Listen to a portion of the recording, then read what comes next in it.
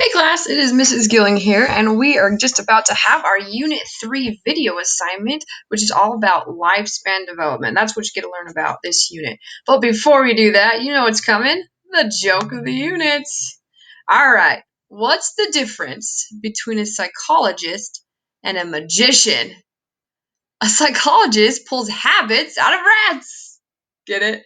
Instead of pulling rabbits out of hats like a magician. Okay, yeah, you got it. That was a good one, right? Right? That was a good one. Okay, let's move on to some cool things that you get to learn about this unit. And so this unit is all about lifespan development, and I just want to give you kind of a brief overview of some of the things you're going to be talking about. And one of the biggest reasons why I wanted to do this is each of these things that we're going to talk about are things that you could dive deeper into studying if you really like psychology. If you took this class and said, wow, like psychology is what I want to pursue as a career, these are things that you're going to really spend a lot of time studying, and they're really fascinating, so I wanted to take some time and discuss them. But first of all, what is lifespan development? By definition, lifespan development is growth and change over the entirety of a life. And that's why we have this picture here. Someone starting off as a baby, growing into a boy, maybe a teenager, a young adult, all the way into that grandpa, into that old man. And one thing that psychologists study is how people change from when they're just a little baby all the way to their adult. And it really is interesting stuff to learn about. There are three areas of study in lifespan development that people really focus on. And those three areas are cognitive development, social development, and moral development. We're going to dive into each of those for just a little bit. The first one is cognitive development. And by definition, cognitive development is growth and changes in one's thinking and mental processes over time. So, cognitive development has to do with how our mind processes change over time, how we think about things, how we analyze things, how our mind changes over time. There's two main theories in cognitive development that we're talking about in this course. The first one is Giselle's maturational theory. And I may get the pronunciation wrong on some of these. Some people have some crazy names around these parts. But Giselle's maturational theory, it believed that children go through developmental stages in a certain order. So you hit this stage, and then comes this stage, and then comes this stage. It really focused on how biological development and genetic influences affect mental health. So it's focusing on how the things going on inside of your body and the genetics that you receive from your parents influence how your mind develops and grows. Another theory is Piaget's cognitive development theory. And this is one that if you study psychology, you're going to hear about a lot. It is a very well-known theory, very popular theory, and a lot of those ideas that came from that are around today. And this one focuses around 4 stages of development. There's the sensoromotor, the pre-operational, the concrete operational, and formal operational. And I'm not going to dive in right now on each of those. As you study psychology, you'll definitely learn more and more about those. But it focuses on each of those stages. And more specifically, it focuses on how those stages are universal and they occur at different ages. So what he says is that once you hit this age, then you hit this mark. Once you hit this age, then you hit this mark. Once you hit this age, then you hit this mark in your development of your brain. And it's really interesting if you study it, and you will study a little bit more in this chapter, but it talks about things like, when does a child know when you're gone if you leave the room? When do they know that you're still there? So at what age, if you're in a room and they leave, they know that you're still present even though you're not in the room. Just kind of fascinating stuff like that. The next area in this development is social development. And I love social psychology. It's probably one of my favorite fields of psychology to study. So this is the stuff that really fascinates me.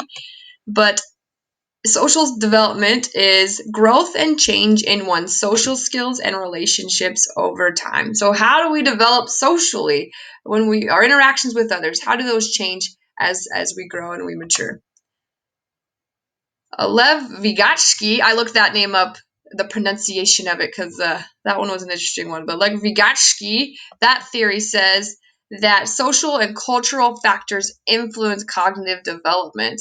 So the things that go on in our lives, so the cultural influences we have, then maybe the wealth we experience, where we're raised, the different traditions that we have, that those things influence how our brains develop. So the social things affect how our brain develops. Erik Erikson's theory, which is also a pretty well-known theory, it says that each stage is linked to a specific age range, kind of like the theories we were talking about before, that when you reach one age, then you're into the next step, and when you reach the other age, you're into another step. In each age range, there is a psychological crisis or problem that must be solved before moving on to the next stage. So there's this question in your mind that you have to answer, and you can't move on to that next stage until you answer that crisis. And they're pretty fascinating if you study that a little bit deeper. But that's what Erik Erikson thinks about social development. That in order for us to develop socially, we must first deal with a problem, move on to the next problem, move on to the next problem. The next one is moral development. So moral development is defined as growth and change in values of right and wrong over time. This stuff also, along with social, if I had to pick a next favorite, it would be the moral development. This stuff is very fascinating things. You can spend hours and hours researching this and not even touch the tip of the iceberg of all that's there to know. So Kohlberg has a theory of moral development, and this is super well known. And in his theory of moral development, there are 3 levels of morality. Okay, the first level is the pre-conventional stage. In this stage is where you do the right thing to avoid punishment, and usually it's in young children. So your whole morals are based around, I don't want to get in trouble, and so that's why you do what's right. And it also, in his theory, he talks about how you don't really fully understand what's right and what's wrong at these ages.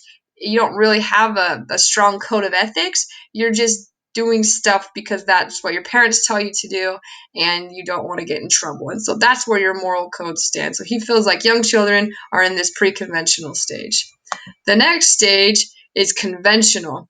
And this stage is teens and young adults. And that's where your moral standards come from wanting to be liked. You do what is right because you want to be accepted in society. You don't want to be judged. You kind of have your sense of justice comes from, this is what most of the people believe, and so this is kind of what I want to believe. So if you're good, you'll be liked, and if you are bad, you'll be disliked. That's kind of the mindset in his theory of moral development in the conventional stage that young adults, teenagers, and not saying all of you are in this stage. This is just a theory that he has. But in this theory, we really are motivated by what is socially acceptable.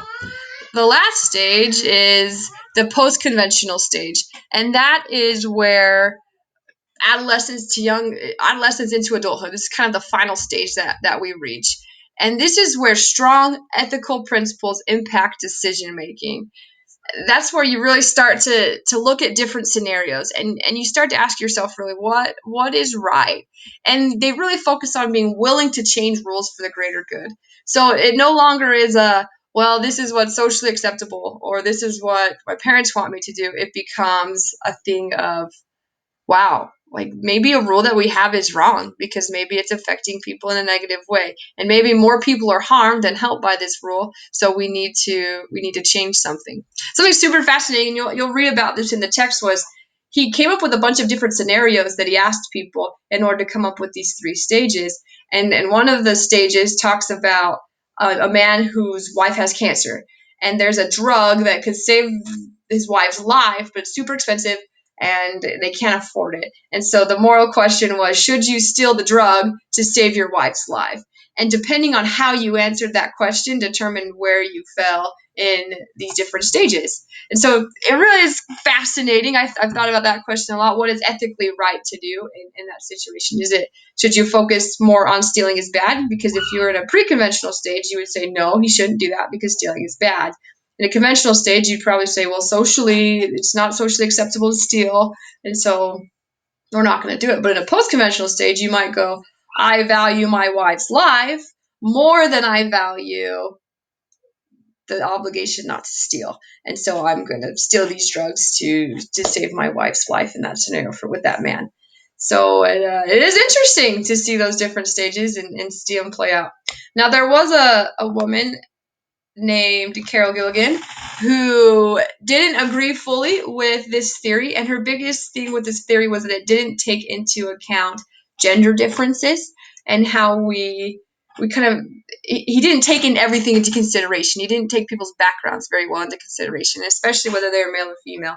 And so she created her own theory over time where she focused on moral dilemmas women's focused on the moral dilemmas women and girls, sorry, there's a typo there, on moral dilemmas women and girls experience, and how there's dilemmas that females experience differently than males do, and how sometimes the nurturing aspect that women have comes into play when it comes to morals. And so her theories are a lot really interesting as well to look at, and as far as moral development goes. But that's really what I wanted to go over with you today. Kind of go over those three different areas of lifespan development, give you kind of an overview of some of the things you're going to be talking about, and I hope you find them fascinating. You're going to believe in a discussion question, go into these even deeper, and so be thinking about it. Be thinking, what theories do you agree with? What do you not agree with? What do you think is fascinating? What would you like to learn more about? And if you have any questions at all, let me know. But now I'd encourage you to go and complete your video assignment so you can get credit for watching this video. Thanks, guys. Have a great day.